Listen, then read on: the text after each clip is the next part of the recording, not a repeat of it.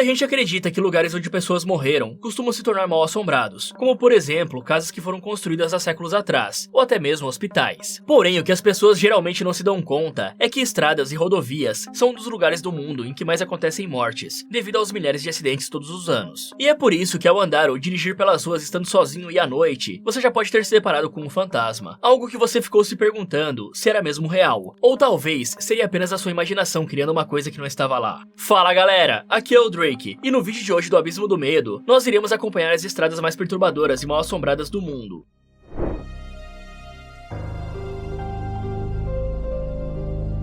E como estamos no Brasil, vamos inaugurar esse quadro falando primeiro de uma estrada brasileira, a BR-116. Essa é a maior rodovia do nosso país, tendo quase 5 mil quilômetros de extensão, atravessando o Brasil de norte a sul. Ela passa por 280 cidades e 10 estados, começando em Fortaleza, no Ceará, e terminando em Jaguarão, no Rio Grande do Sul, que inclusive é o mesmo local em que fica a fronteira com o Uruguai. Então é graças à BR-116 que os alimentos e produtos que nós usamos todos os dias conseguem chegar até os supermercados e lojas onde a gente compra eles. Porém, essa mesma rodovia carrega várias histórias assombrosas, de caminhoneiros que estavam percorrendo ela durante a noite e se depararam com coisas inexplicáveis, que desafiavam a lógica e que por isso não poderiam contar para suas famílias, já que ninguém acreditaria neles. E durante a década de 70, surgiu uma das lendas urbanas mais bem documentadas do Brasil, com diversos motoristas sendo entrevistados e dando a sua versão da história. E não estamos falando de algo tirado de um blog aleatório da internet, e sim de vários jornais daquela época, incluindo uma matéria recente publicada pela Folha de São Paulo. E você com certeza ainda deve se lembrar da loira do banheiro que apareceu nas lendas urbanas do Domingo Legal, quando o Gugu ainda era apresentadora. No entanto, nesse primeiro caso, iremos acompanhar a lenda da loira fantasma, que aterrorizou os motoristas da BR-116. Os primeiros relatos surgiram em junho de 1975, quando motoristas e caminhoneiros de Curitiba disseram que estavam sendo perturbados por um fantasma com a aparência de uma garota loira. E aí, um jornal de São Paulo daquela época, chamado Notícias Populares, ou simplesmente NP, enviou 2 repórteres até Curitiba para investigar a situação do tal fantasma e descobrir se era tudo real ou apenas um surto coletivo. O primeiro a ser entrevistado foi Vilmar Siqueira, um taxista de 26 anos de idade, que alegou ter sido atacado pela loira fantasma enquanto trabalhava. Ele falou que alguns dias antes de ser entrevistado pelo jornal, estava percorrendo a rodovia com seu táxi às 11h30 da noite. Vilmar havia acabado de levar um passageiro e estava fazendo o caminho de volta. Mas de repente, uma garota loira e com uma bela aparência, que estava parada sozinha na beira da estrada, fez um sinal com a mão para mostrar que queria entrar no táxi. E assim que Vilmar estacionou ao lado dela, a garota abriu a porta e se sentou no banco de trás, dizendo que queria ir até o cemitério paroquial Abranches, também localizado em Curitiba. E por mais estranho que fosse ir até um cemitério pouco tempo antes da meia-noite, Vilmar não desconfiou de nada e simplesmente começou a dirigir para levá-la até lá. Porém, alguns minutos depois, o cara olhou para o espelho retrovisor e percebeu que a garota loira não estava mais dentro do táxi. E então ele simplesmente pensou que talvez não estivesse bem na cabeça, pois já era quase de madrugada, e por isso ele poderia estar com tanto sono ao ponto de ter alucinações, vendo uma garota que nem sequer existia. Só que ao voltar a dirigir em direção ao centro da cidade, a garota loira voltou a aparecer no banco de trás, dessa vez tocando o ombro de Vilmar e perguntando o motivo dele estar assustado. E por não saber como reagir àquela situação assustadora e bizarra, o cara decidiu pedir ajuda da polícia, pois encontrou uma viatura passando pela estrada. E aí os policiais o levaram até a delegacia, onde ele contou tudo o que aconteceu. E obviamente, ninguém acreditou nas suas palavras. Mas para resolver o caso de uma vez por todas, os policiais convenceram Vilmar a ir até o cemitério junto com eles. E quando chegaram lá, a loira fantasma apareceu novamente, e os policiais perceberam que era tudo real, e que o cara estava falando a verdade esse tempo inteiro. E agora que viram a assombração com seus próprios olhos, os policiais sacaram as suas armas e atiraram nela, fazendo com que a fantasma caísse no chão. Porém, ela se levantou logo em seguida, debochando deles e desaparecendo em meio à escuridão. E depois que o Vilmar contou essa mesma história para os repórteres do jornal NP, eles foram conversar com o Sr. Lazali, o dono de uma funerária de Curitiba. O senhor disse para os repórteres que no dia 12 de janeiro daquele mesmo ano, uma mulher loira e muito bonita, de aproximadamente 35 anos de idade, morreu ao ser atropelada, e o motorista ainda fugiu do local, sem tentar prestar socorro para ela. Além disso, esse mesmo motorista nunca foi identificado, o que significa que ele saiu impune, sem ser preso pela polícia. O nome da mulher loira era Cláudia Regina, e o dono da funerária disse para os repórteres que a assombração dela aparecia na mesma rodovia em que a mulher foi atropelada. O fantasma da Cláudia pedia para que os outros motoristas tentassem achar quem foi o responsável por tê-la atropelado e tirado sua vida. Porém, se os motoristas não conseguissem descobrir quem era o verdadeiro culpado, ela se irritava e jogava uma maldição sobre eles, atrapalhando suas vidas pessoais e fazendo com que os mesmos perdessem os seus empregos, sendo que o Vilmar foi apenas um de vários motoristas que alegaram ter encontrado a fantasma da Cláudia enquanto dirigiam pela rodovia. E o fato da lenda ter sido publicada em um grande jornal nos faz acreditar que tudo poderia ser verdade. Além disso, os repórteres até mesmo entrevistaram pessoas reais, como o próprio Vilmar e também o dono da funerária. Mas além desse caso, o jornal Notícias Populares, que é o mesmo que publicou essa matéria que acabamos de falar sobre, também denunciou outros casos bizarros que aconteceram em rodovias brasileiras, principalmente na BR-116. Na década de 80, eles publicaram uma matéria que dizia que um OVNI, ou seja, um disco voador, havia se chocado contra um ônibus cheio de passageiros. Segundo o que dizia a notícia, o acidente teria ocorrido na Avenida Rebouças, em São Paulo, envolvendo um ônibus cheio de passageiros e um objeto voador não identificado. A matéria contava o depoimento das supostas testemunhas, que afirmavam ter visto o disco voador sobre o vão da cidade antes de chocar contra o ônibus. Mas galera, acontece que esse mesmo jornal, o Notícias Populares, passou a ser conhecido por publicar notícias falsas, apenas para vender mais unidades. E talvez o caso mais conhecido deles tinha sido o bebê do diabo, que supostamente teria nascido em São Paulo. Eles mentiram que várias pessoas haviam visto o bebê do diabo que estaria aterrorizando a cidade, e até mesmo o médico que teria feito parte da criança confirmou toda a história, que na verdade era falsa. E então, levando esses detalhes em consideração, nós podemos chegar à conclusão de que a história da loira fantasma também é falsa, e que tudo não passou de mais uma mentira para vender jornal. E passando agora para um caso mais recente, que supostamente aconteceu em 2012, a polícia rodoviária decide interditar um trecho da BR-101, localizada em Alagoinhas, no estado da Bahia. Os policiais interditaram a rodovia depois que vários motoristas alegaram ter visto vultos fantasmagóricos naquele trecho, que saltavam na frente dos seus veículos na intenção de causar acidentes. E também existem outros casos de caminhoneiros relatando o aparecimento de meninas fantasmas na estrada, algo bem parecido com o primeiro caso que vimos hoje. No entanto, parece ser apenas a mesma lenda urbana de sempre, só que replicada em lugares diferentes, como um Ctrl-C, Ctrl-V. Mas qual que é a sua opinião sobre esses casos? Você realmente acredita neles? Ou talvez você já tenha se deparado com algo assustador nas estradas e nunca soube explicar o que era?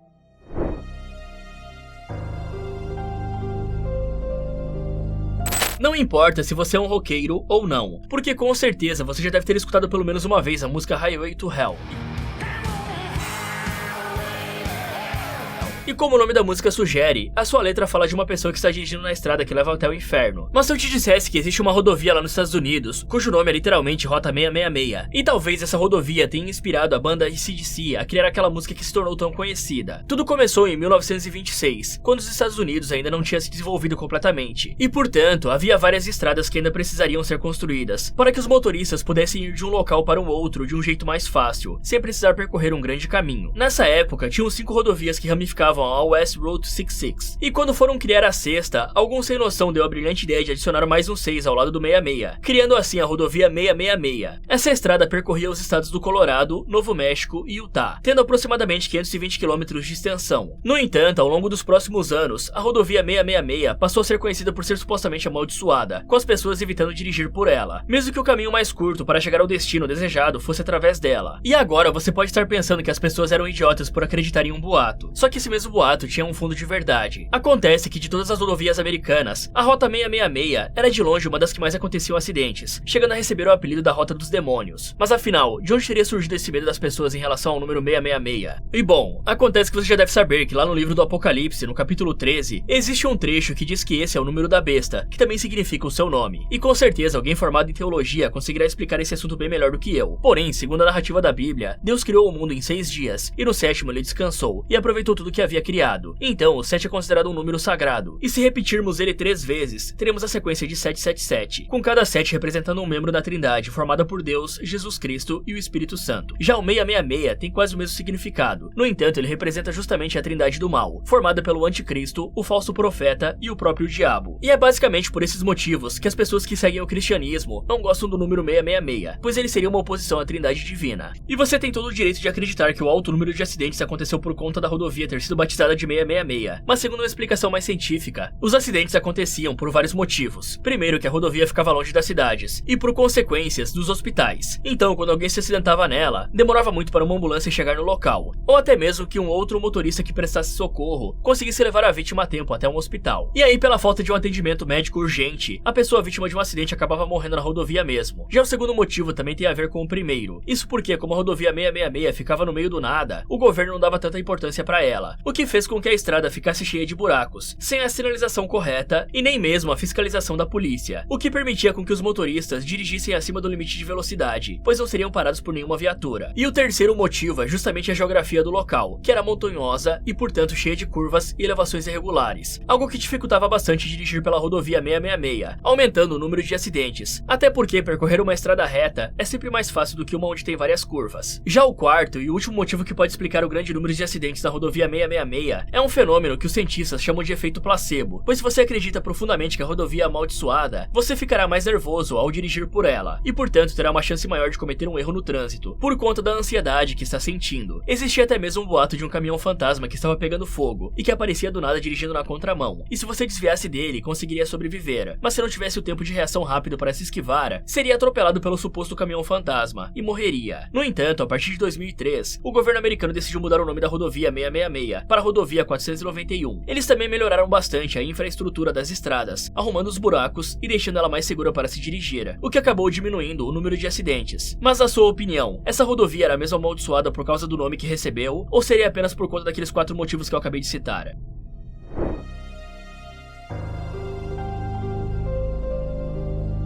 A primeira comunhão é um rito católico em que uma pessoa, na maioria das vezes sendo uma criança, recebe pela primeira vez o sacramento da Eucaristia, que é o pão e o vinho que simbolizam o sangue e o corpo de Jesus Cristo. Essa é uma forma de você reconhecer perante o mundo o sacrifício de Jesus quando ele morreu na cruz. Só que antes de estar pronta para fazer a primeira comunhão, a criança precisa primeiro passar pela catequese, que são um conjunto de aulas onde ela aprenderá o significado da fé cristã, com todos os seus ensinamentos e práticas. E eu acredito que alguns de vocês devem ter feito a catequese e a primeira comunhão na infância. Porém, essa garotinha espanhola que está aparecendo na tela, teria falecido justamente quando estava voltando da sua primeira comunhão, amaldiçoando a estrada em que colocou os pés pela última vez. Essa lenda é datada do século XIX. Na cidade de Cáceres, localizada na Espanha, uma menina que tinha por volta de 7 anos de idade, colocou um belo traje na cor branca para se preparar para sua primeira comunhão, e no começo tudo saiu conforme planejado. A menina chegou na igreja, comeu o pão e bebeu o vinho, completando assim a tradição. E depois que a cerimônia acabou, ela e outras pessoas estavam retornando para casa em uma carruagem. Só que durante o percurso, quando estavam no vilarejo de Valparaíso,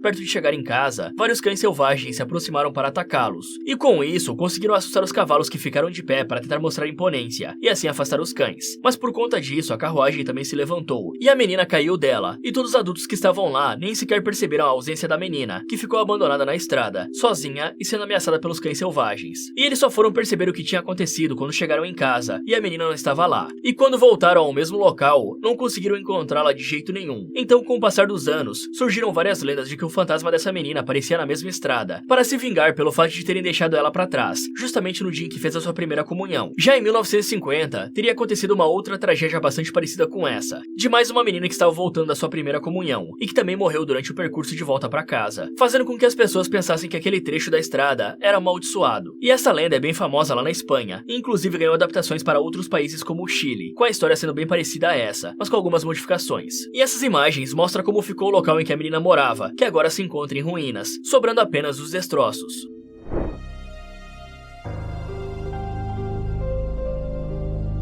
Infelizmente, em grandes construções, é comum que acabem acontecendo vários acidentes envolvendo os operários. Alguns desses resultam apenas em machucados temporários, que são curados em alguns dias. Porém, existem acidentes que causam danos permanentes, como a perda de um braço ou uma perna, e até mesmo algo bem pior do que isso, como por exemplo, a morte desses trabalhadores, que arriscam as suas vidas para terminar a construção. Um bom exemplo disso é o Canal do Panamá, que tinha como objetivo criar um atalho para facilitar a navegação marítima, para que os navios de carga não precisassem dar toda uma volta no oceano para chegar ao destino desejado, e para construir o canal, pelo menos 20 mil operários perderam a vida. E com certeza você não imaginava que esse número era tão grande. E uma boa parte desses trabalhadores perderam a vida devido a doenças tropicais, como malária e febre amarela. Já esse terceiro caso do vídeo de hoje aconteceu na Suíça, um país que é considerado um dos mais pacíficos, que ainda assim teve operários morrendo para terminar a construção de um grande túnel, chamado de Túnel Belken. O túnel tem um pouco mais de 3 mil metros de comprimento e passa por dentro da montanha Jura. Porém, ele não é conhecido por nada relacionado à sua estrutura, e sim por ser considerado mal assombrado, com centenas de suíços alegando terem passado passado por um encontro sobrenatural enquanto dirigiam dentro desse túnel. A primeira lenda envolve operários que supostamente teriam morrido ao trabalhar na construção do túnel e que tiveram suas mortes encobertas pelo próprio governo, que não queria que as pessoas ficassem sabendo dessa dura realidade, até porque eles poderiam receber várias críticas. Já a versão oficial é de que ninguém morreu durante a construção do túnel. No entanto, a lenda urbana dos operários fantasmas ainda permanece na cultura da cidade até hoje, e talvez tenha um fundo de verdade nessa história. Ou será que seria apenas mais uma mentira que alimentaram tanto ao ponto de se espalhar como se fosse verdade? E esses operários ainda estariam assombrando o túnel porque queriam receber o devido reconhecimento. Afinal, eles supostamente morreram para que a construção ficasse pronta, e as pessoas utilizam o túnel todos os dias, sem saber que eles tiveram que se sacrificar para isso. Mas além dos operários fantasmas, também existe uma outra lenda urbana envolvendo o túnel Belkin, dessa vez de uma senhora que tem por volta dos 80 anos de idade. Ela está vestida de branco e pode ser encontrada no acostamento do túnel pedindo carona. E só depois que as pessoas param o veículo e deixam ela entrar, é que percebem que não se tratava de uma senhora de verdade, e sim de um fantasma assustador. Mas se você estivesse dirigindo dentro do túnel Belkin e encontrasse alguém com uma aparência estranha e pedindo carona, você pararia para ajudar ou continuaria dirigindo com medo de ser um fantasma?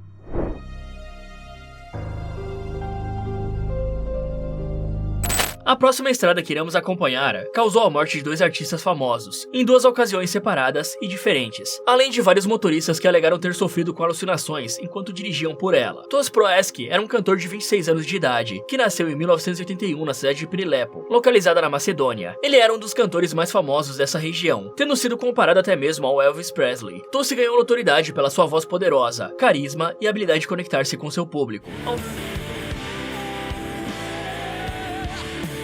Ao longo da sua carreira, ele lançou vários álbuns que alcançaram um sucesso não apenas na Macedônia, mas também em outros países da Iugoslávia, que atualmente não existe mais. E também as suas músicas chegaram em várias partes da Europa Oriental. O cara tinha uma voz bastante única, que era bem versátil, e por isso ele conseguia transitar entre estilos musicais diferentes, como o pop, o rock e a música tradicional da Macedônia. Além disso, Tos era conhecido por praticar caridade, realizando boas ações para tentar tornar o mundo um lugar melhor para todos viverem. Então, no dia 16 de outubro de 2007, Tos estava dirigindo pela estrada A3, localizada na Croácia. O cantor estava a caminho de um evento beneficente do qual participaria, e no carro haviam mais 2 pessoas. No entanto, durante o percurso, o veículo de Tos saiu da estrada e bateu em uma daquelas barreiras de segurança. O cantor, que não estava usando o cinto de segurança, morreu no acidente. Já as outras 2 pessoas em seu carro sobreviveram. E apesar da estrada A3 na Croácia carregar a fama de ser mal assombrada, Tos morreu porque estava sem cinto e ainda tentou realizar uma ultrapassagem arriscada em um caminhão, assim como mostra o vídeo que replica o que aconteceu naquele dia. A morte de Tos Proeski causou uma onda de luto e tristeza em todo o sudeste da Europa, especialmente na Macedônia, onde ele nasceu e era considerado um ícone da música, um símbolo de esperança e amor ao próximo. Mas assim como eu disse antes, além do próprio Tos, teve uma outra celebridade que morreu na estrada A3. Seu nome era Dolores Lambassa, uma atriz de 32 anos, conhecida por seu trabalho na televisão, teatro e cinema. Dolores nasceu em 29 de março de 1981, na cidade de Šibenik, na Croácia. Ela era uma das atrizes mais famosas do país, e seus trabalhos mais conhecidos são esses que estão aparecendo na tela agora, e que fizeram sucesso principalmente dentro da Croácia. Porém, da mesma forma que aconteceu com Tos, Dolores também teve sua carreira interrompida devido a um acidente nessa mesma estrada. Em 23 de outubro de 2013, Dolores estava percorrendo a autoestrada A3 em um veículo modelo Nissan. O seu amigo chamado Stojan Matavul, que também era um ator, estava dirigindo o veículo nesse dia. Era por volta das 6h40 da manhã, quando Stojan bateu o carro na traseira de um Volkswagen Polo, fazendo com que Dolores fosse arremessada para fora do Nissan, sofrendo graves ferimentos, e até chegaram a levá-la até o hospital. No entanto, a atriz faleceu no mesmo dia, às 14 horas da tarde. Já o seu amigo foi condenado em fevereiro de 2015 a 9 meses de prisão, pois a polícia descobriu que ele havia bebido antes de dirigir, e além disso estava dirigindo acima do limite de velocidade. Stojan começou a cumprir a sua pena em outubro de 2016, e atualmente ele ainda está vivo e solto, e até chegou a participar de filmes mais recentes como esse aí. Já esse é o local em que o corpo de Dolores está enterrado. Mas no fim das contas, não houve nenhuma maldição nessa estrada que causou os acidentes, pois tanto Dolores quanto Tos